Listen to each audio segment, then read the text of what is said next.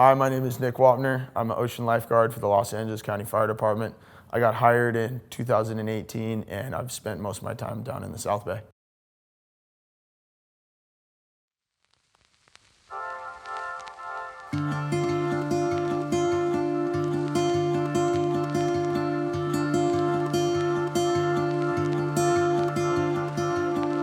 So in June, I actually graduated from Cal Poly San Luis Obispo, and I worked all summer down here in Manhattan Beach. And when the schedules ended, I decided I was going to go on a nice little surf trip with myself to Europe.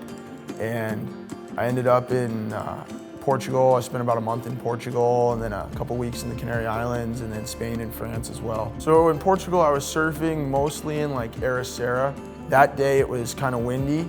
So Peniche is kind of a more protected area, and Supertubos, the swell was good and the wind was good. So it's just kind of a Porto Escondido style beach break where it's just the wave breaks really, really close to shore. It's basically just a thumping shore break. If you eat it on a drop, or you try to kick out, or you get sucked over the falls, 9 out of 10 times you're getting slammed into the bottom.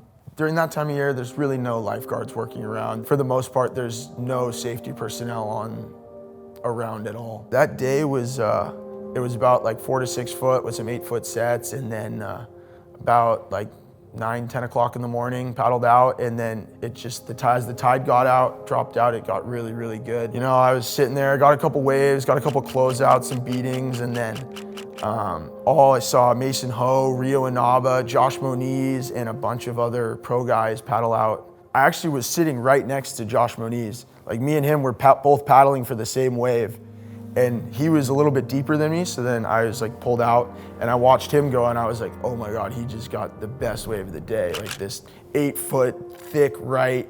I saw him and I was looking over my shoulder trying to see if he had like popped up or came out the end of it or something, and I didn't see him come out, and then I saw his board like floating in the impact zone, and then I see him come up, but he's floating like kind of face down with his arms like on both sides. So I start making my way over there. He's probably about like 20 or 30 yards away from me, like in the impact zone. And then I see him kind of take a stroke, like a really weak stroke with his left arm, and barely get his head out of the water. And he was like, help me.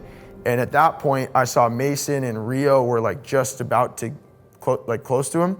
And then I started booking it over there, and I was like screaming at people to help us. We had pulled an unconscious victim out of the water like a couple weeks prior at El Porto. So that was pretty fresh in my mind. I remembered like, oh, I want to take my can off so then I don't get hit in the head with it. So then before I even got over there, I took my leash off so I pushed my board away, jumped in, and we're in the impact zone. I kind of swam in underneath them, and they were holding on to him. But he was saying like, oh, my neck hurts, and I'm like, all right, C-spine immediately.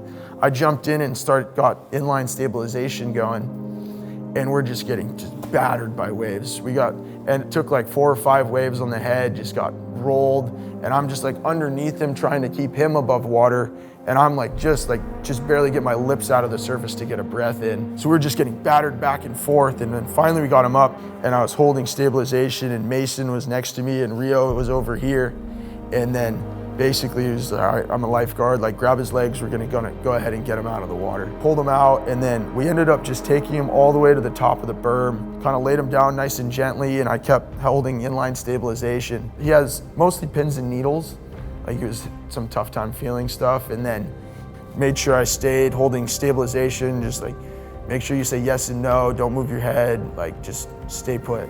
The local EMS department came and showed up and got a C-collar on him, and then they took over and basically got him on a backboard, and then they loaded him up into the truck that they have, like a 4x4 4Runner type car. Then they got him on a helicopter to Lisbon. A doctor flew out from California and operated on his neck, and I thought that the recovery was going to be at least 6 months to a year, but then I'm not surprised that he was in the contest last week.